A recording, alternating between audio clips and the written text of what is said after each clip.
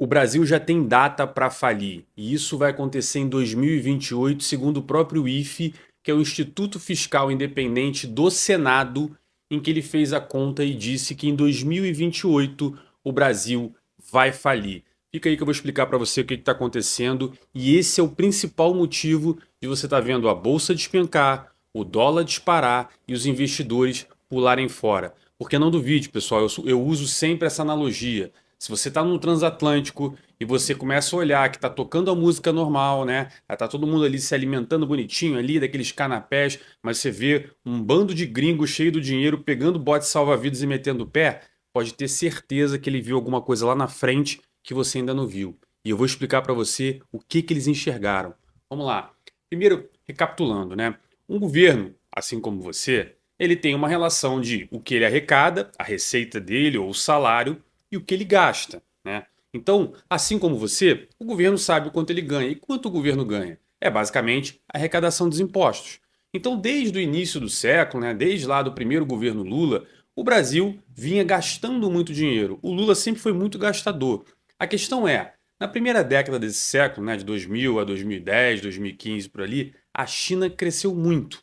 Então, o Brasil, como era um país que dava muito minério, muito petróleo, né, muito aço, muito produto agrícola, a gente acabava exportando muita coisa. Então, como a relação da receita do governo ela vem de impostos, e os impostos estão ligados ao que se produz no Brasil, o Brasil crescia muito. Né? Então, por mais que o Lula, né, o governo do PT, gastasse muito dinheiro, o Brasil ia subindo muito rápido, então a gente não percebia isso.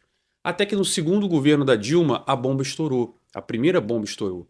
Porque não mudou a dinâmica do governo do PT. Eles continuaram gastando muito dinheiro. Só que começou a fazer o seguinte: bom, se o Brasil não está crescendo mais e a nossa despesa continua crescendo, vamos aumentar os impostos. Então, desde o governo da Dilma ali, a resolução era: se a gente está gastando mais do que arrecada, vamos aumentar os impostos. E a gente veio aumentando, aumentando. O Brasil passou de um quinto dos infernos, né? Porque um quinto é o quê? 20%. E era por isso que a gente era conhecido no Brasil como o quinto dos infernos. Porque lá na época da coroa, a gente pagava 20% de tudo que a gente produzia lá para Portugal. Pois bem, a gente saiu de um quinto dos infernos para hoje quase dois quintos dos infernos. O Brasil arrecada quase 40%, 30 e alto por cento de impostos da população. Ou seja, a gente paga muito imposto. E dessa vez, esse último governo do PT, os caras entraram para repetir o modelo que deu errado com a Dilma. Pessoal, vamos gastar dinheiro, vamos torrar. Mas aí, para não dar problema, vamos cobrar mais imposto. E aí vem o Haddad tentando fazer o quê? Aumenta imposto, aumenta tributo, taxa, não sei o quê. Só que ele não tem mais espaço. Porque o Brasil já passou de um limite em que cobrar mais impostos, primeiro, ele quebra as empresas. A gente está vendo isso com a desoneração, por exemplo. Pô, se você voltar com a desoneração, possivelmente muita gente vai perder o emprego, muita empresa vai fechar. Os caras fizeram negócio do PIS e o COFINS. Se fizer isso, muita empresa exportadora vai quebrar. Né? Cobrar mais imposto, não tem mais espaço. Então, por mais que o governo está tentando subir, já bateu no teto. Não tem mais como subir as receitas. Tá? Aí ele pode gritar, espernear, mas aumentar os impostos não faz a gente arrecadar mais. Então a gente bateu no teto, literalmente. Tá? Então, beleza. Se a gente já sabe qual é o nosso limite de arrecadação, como está a nossa despesa? Aqui está o grande problema. Pelo seguinte, assim como você na sua casa, o governo também tem dois tipos básicos de despesa: despesa fixa e despesa variável. O que é despesa fixa? Porra, o teu aluguel, condomínio do teu prédio, não é isso? A conta de luz, a conta de água, o mercado. São coisas assim que você não pode falar, não, esse mês eu não vou pagar o aluguel. Ou então, eu vou deixar de gastar dinheiro com comida esse mês. Então, custos fixos são aqueles que, não importa o que aconteça, você vai ter que gastar.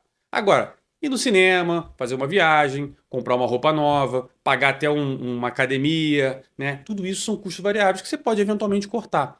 A questão é o seguinte: o Brasil está subindo tanto o seu custo fixo, por quê? Quais são os principais custos fixos do Brasil? Primeiro, previdência. Aí você fala, porra, viado, mas aí é o aposentado, não vou mexer no dinheiro do aposentado. Claro, só que de 100% dos aposentados, 80% ganha aí 1.600 prata. Que é isso que você perguntar para um amigo teu aí quanto ele ganha de aposentadoria, né? Ele vai falar isso, 1.600. Só que tem 20% que são juízes, promotores, alguns militares, pensionistas, aqueles caras do alto escalão do servidor público. Esses caras não ganham 1.600 reais. Né? Um pensionista hoje do Exército ganha 8 vezes mais do que isso. Você pega um juiz, tem juiz que ganha 40 mil, 50 mil, 60 mil. Tem juiz que ganha 100 vezes o que ganha um aposentado comum. Então percebe? O custo de aposentadoria você não pode baixar. Você não pode virar e falar, não, esse ano a gente vai reduzir o salário dos aposentados. Né? Então, o que acontece? Você não pode mexer nesse custo. Qual é o outro custo? Servidor. Salário de servidor público e tal. Um servidor público hoje, ele ganha o dobro do que ganha a mesma função dele na iniciativa privada. Mas, porra, Viega, os caras são. É legal, conquistei. Se você tá aí reclamando, invejoso, faz um concurso e tal. Eu só estou dizendo que é isso que acontece. E chega ao ponto que o Brasil tem pouco servidor público. Você sabia que o Brasil tem pouco servidor público versus a média mundial? Pois é. Só que o custo do servidor público é um dos maiores do mundo. Então percebe, são pouca gente ganhando muito dinheiro. Então sim, tem pouco servidor público, mas eles custam muito caro. Né? Então, se você tem muito servidor, muito aposentado e muito custo fixo, né? O que acontece? Esse custo não pode ser mexido, né? Ou seja, já abre o ano com tendo que gastar aquilo. E veja só, em 2028, esse custo fixo do Brasil, que é só para o Brasil operar, ele vai passar a nossa receita. Ou seja, só o que a gente arrecada não vai ser suficiente para pagar o que o Brasil precisa para rodar a máquina pública. Nesse momento, o que acontece? Tudo que você precisa, investimento em educação, né? Ah, eu quero fazer uma ponte, eu preciso ajudar o Rio Grande do Sul, não sei o que, eu quero fazer uma nova bolsa de auxílio, quero fazer um auxílio para não sei aonde, quero fazer um subsídio fiscal. Nada disso vai poder ser feito. Tudo isso já vai ser feito além da arrecadação. E aí que tem um problema. Porque quando você gasta mais do que arrecada, você na sua casa você sabe qual é a solução, não é isso? Tu vai ligar pro teu pai, pra tua mãe, pro teu tio, pro amigo teu, tu vai ligar no banco, tu vai pedir um dinheiro emprestado. A questão é o seguinte, se você precisa de dinheiro emprestado para pagar contas básicas como aluguel, como condomínio, significa dizer que você não ganha nem para se sustentar. E aí que está o problema. Porque você vira um endividamento em bola de neve, que você pega o dinheiro emprestado, mas você continua gastando mais do que arrecada, só que agora você ainda tem que pagar um empréstimo e o negócio vai virando uma bola de neve. Né? Só que o Estado tem duas formas de fazer isso. A primeira é igual a você. Então o Brasil vai lá e vai falar, beleza, eu estou gastando muito, mas vou pegar um dinheiro emprestado. Só que assim, todo mundo olhando que o Brasil gasta mais do que arrecada vai falar o seguinte, pô, eu não vou emprestar dinheiro para esse país aí que está todo enrolado. Né? Então eu só empresto se ele me pagar uma taxa de juros lá em cima. Então é o que vocês estão vendo agora. Os investidores estão falando, tá maluco, eu só fico aqui se eu ganhar muito dinheiro. Né? Essa taxa de juros, é o país dos rentistas, os rentistas. Os rentistas só vêm aqui porque se tiver realmente estabilizado. Porque veja só, né? Você escuta aí todos os políticos falando, né? O pessoal da oposição, o pessoal da situação, a taxa de juros do Brasil é enorme, e de fato é. É a maior taxa de juros do mundo, é o que a Gleisi Hoffmann anda falando por aí, o Lula. Agora me responde essa pergunta, se ela é tão alta, por que está todo mundo indo embora? Por que não vem todo mundo botar dinheiro aqui? Olha só que interessante, a nossa taxa de juros, né, tá ali em 10,75% ao ano, não é isso? O real desvalorizou quase 11% esse ano. E aí? Só o que desvalorizou a nossa moeda, o cara poderia ter colocado dinheiro aqui que ele não ia ganhar nada. No final do dia, na hora que ele tirasse os dólares, ele podia ter perdido dinheiro. Então percebe que não é só a taxa de juros que os investidores olham? Tudo bem, Viegas, então a gente vai ter um problema. Mas qual é a outra solução? A outra solução é a Argentina, é a Venezuela, né? São países que fizeram o seguinte, eu não posso nem mais pegar dinheiro emprestado, porque foi todo mundo embora, né? Na analogia do Titanic, todo mundo já pegou o barquinho e foi embora, e tá você ali.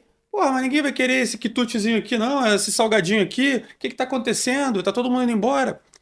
Se vai todo mundo embora, quem é que empresta dinheiro pro governo? Aí que entra a questão. O que aconteceu na Argentina, o que aconteceu na Venezuela e em diversos países que quebraram? O governo começou a imprimir dinheiro. Então ele fala, beleza, eu vou imprimir dinheiro, imprimir dinheiro, imprimir dinheiro. Só que o que acontece quando o governo imprime dinheiro para pagar as contas dele? É o que a gente chama de imposto inflacionário, ou famosa, né, mundialmente conhecida por você aí como inflação. Então você vai começar a ver a inflação ficar alta. É o que aconteceu na Argentina, não é isso? Não aconteceu na Venezuela? O argentino está lá, 200% ao ano. Agora o Milei está tentando resolver. Como? Controlando as despesas. Mas vocês viram esse movimento lá. Né? Então, as pessoas começam a perder noção. A gente teve esse movimento aqui. E qual é a questão? Se o dinheiro inflaciona, é pior para o pobre. Porque o cara que tem dinheiro, primeiro, meu dinheirinho já está em dólar, ó. Desde que o Lula ganhou, a galera, aí, Benfé, agora quero ver, Lula lá, faz o L. Eu falei, beleza, tô fazendo o L. Dinheiro fora, dolarizei a porra toda. O que está no Brasil, indicador de dólar.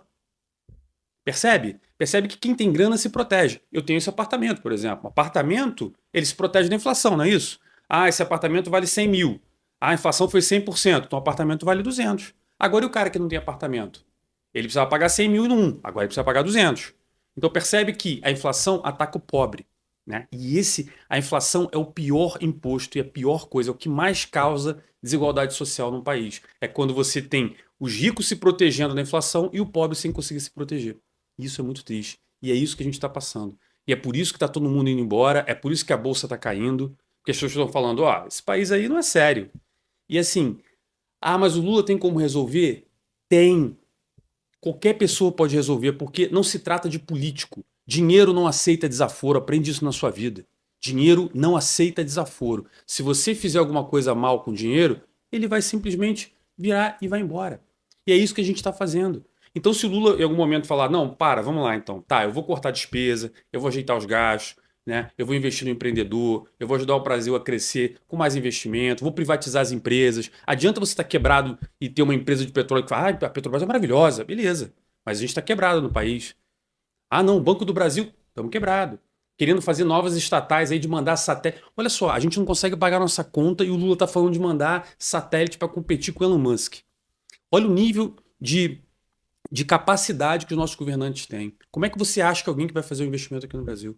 Você tem que pensar nisso. Para de pensar em político A, em político B. Ah, não, mas o meu fez isso, mas o seu fez aquilo. A gente tem que começar a olhar e criticar os governos nas cagadas que eles fazem. E esse aqui está fazendo muita, mas muita. Não à toa, vocês estão vendo acontecer o que eu falei, ó, assim que ele ganhou. Volta aí, volta meus vídeos aí, aproveita para curtir esse, mas volta lá nos meus primeiros vídeos do ano passado. Início do governo, todo mundo feliz da vida e eu lá falando, ó, vai dar ruim essa porra. E aí? Eu sou um cara que, né, entendo pra caramba, eu sou um cara que, porra, brilhante, eu previ o futuro, ou eu reconheci o óbvio? Fica aí pra você pensar, beleza? Por favor, curte esse vídeo aqui, comenta aqui embaixo o que você acha, seja a favor do Lula, contra o Lula, seja o que for, né? Acima de tudo, não deixe de seguir o canal, porque ajuda muito a gente a crescer aqui, e vejo você no próximo vídeo.